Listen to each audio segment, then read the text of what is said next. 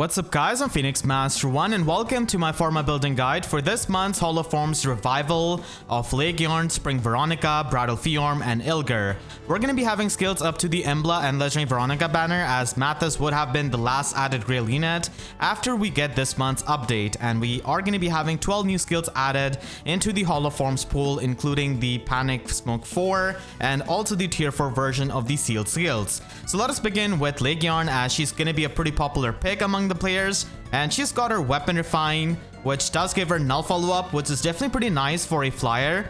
And she can get extra attack speed, defense, and resistance depending on 40% of the total buffs on herself and the foe. And this goes all the way up to plus 10, so that is going to be the hard cap. And it is kind of similar to what Ascended Laegjarn has got in a way, where her cap is at plus 12, but Laegjarn here has got plus 10. And because of that effect, it is always good to buff her up. We cannot really control the buffs of the opponent, but we can definitely control the buffs that we can give to our own unit. With her Weapon Refine, she can also get plus 4 to all of her stats, and because of having null follow-up in her Weapon Refine, it means that she doesn't really have to run any kind of flow skills.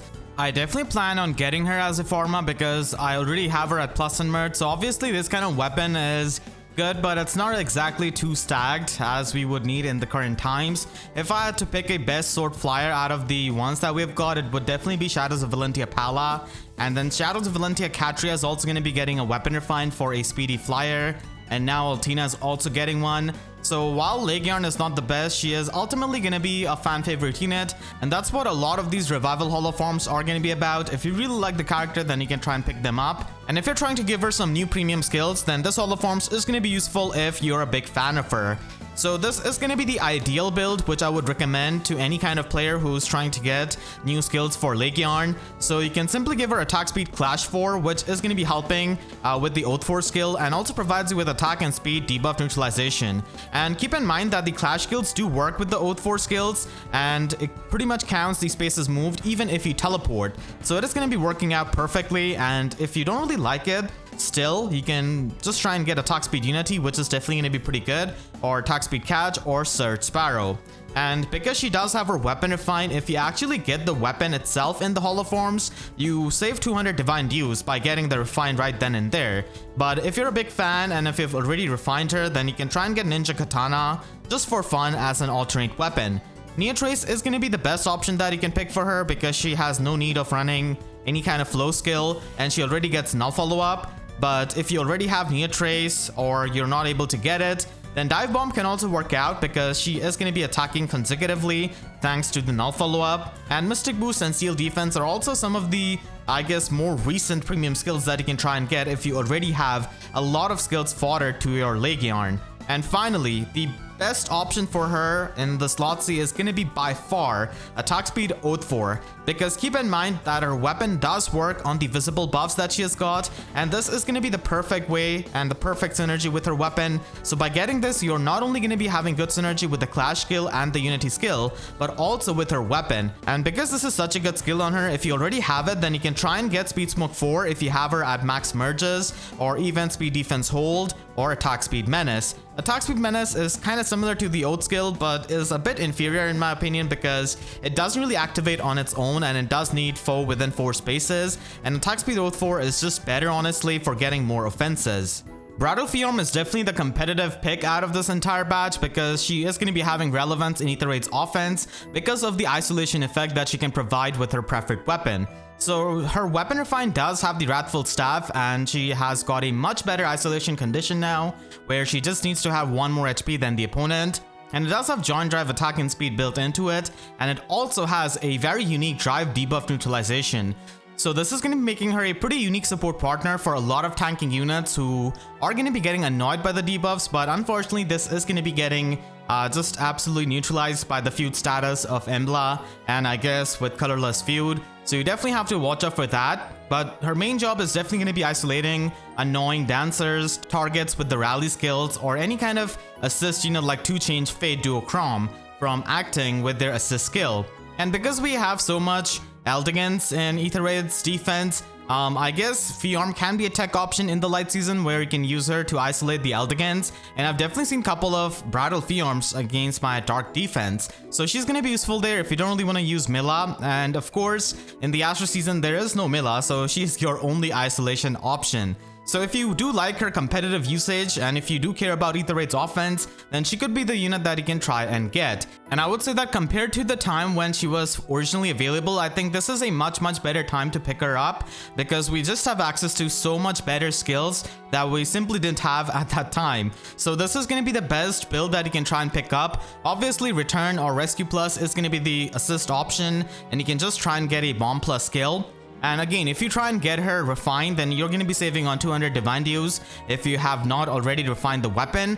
But if you have already refined, then you can try and get Grand Scratcher Plus, which is going to be a pretty fantastic support staff, which could be useful in other game modes than Aether Raids. And you can just run attack speed catch for Inner Slot, even though we're probably just going to be running her with the HP skills in Aether Raids offense. It's still a good premium option to pick up. And speaking of premium options, in the slot B now we definitely have another option compared to Sudden Panic. So Chill Defense Resistance is going to be a pretty amazing tier 3 chill skill, which is going to be helping you with the debuffs. And with this Fjorm, you can basically run a Temari Dagger Air and you can debuff all of the stats of the opponents with the combo of Temari Air and this kind of Fjorm.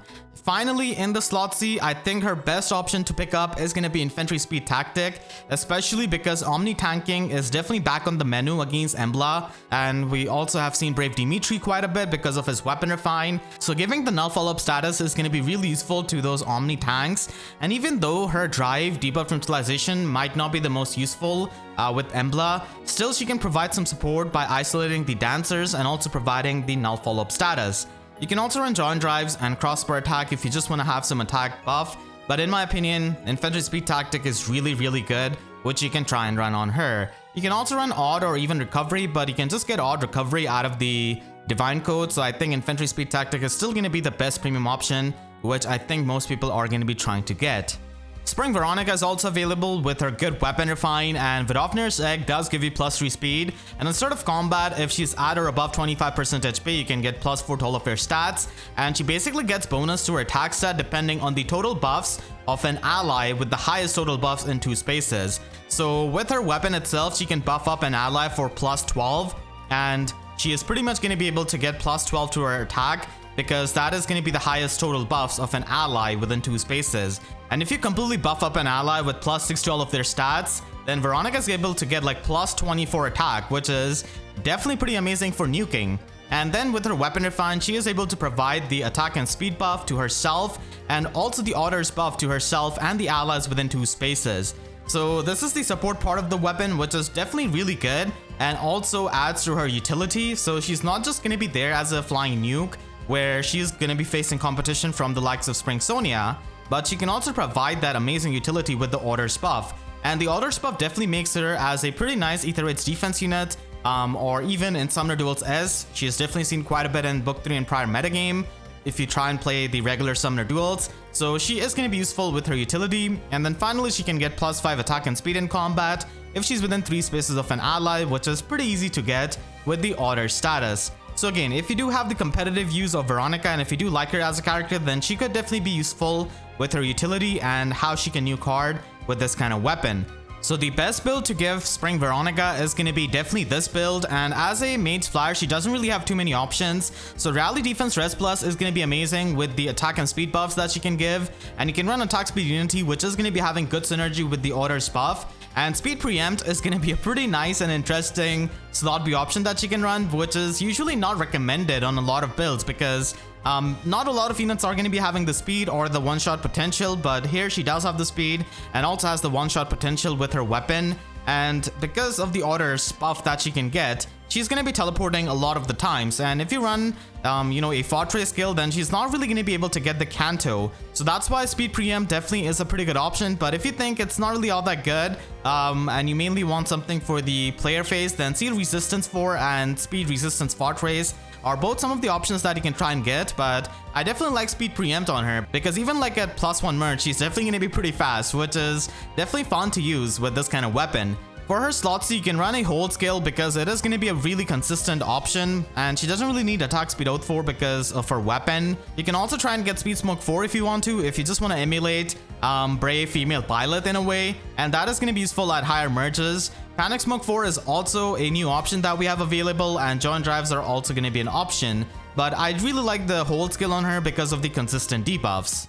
Ylgr has got a pretty nice and supportive weapon refine in Silger, so it does provide her with +3 speed, and if she's got more speed than the opponent, or if that foe is at 75 or above HP, then she can get +5 to her attack and speed, and also does 2 damage based on 15% of her resistance.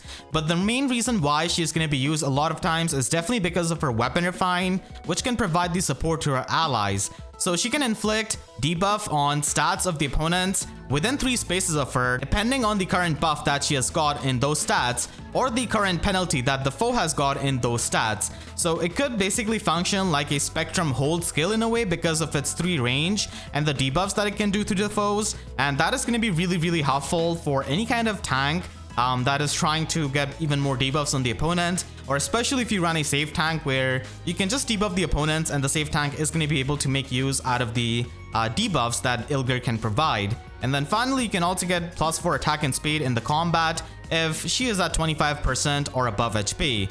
So Ylgr is basically going to be functioning as a tank support unit and as a safe tank support with this kind of weapon, and even without that, she's going to be able to function with the debuffs that she innately gets from her dagger. So this kind of effect is definitely going to be pretty helpful, and there are definitely 2 ways of building her up, either offensively or just for the supportive use. So let's take a look at the offensive build that you can run on her. So it is of course going to be having lethality as the premium special, and you can run attack speed unity with the Oath 4 skill, because the Oath 4 skill is really good with her weapon when you do need the visible buffs on herself to get the debuff on the opponent. And getting the debuff on the opponent is usually going to be after the combat with stuff like her dagger, Panic Smoke 4. So if you want something that is available right from the first combat, then attack speed Oath 4 is going to be the best skill to pick up in my opinion.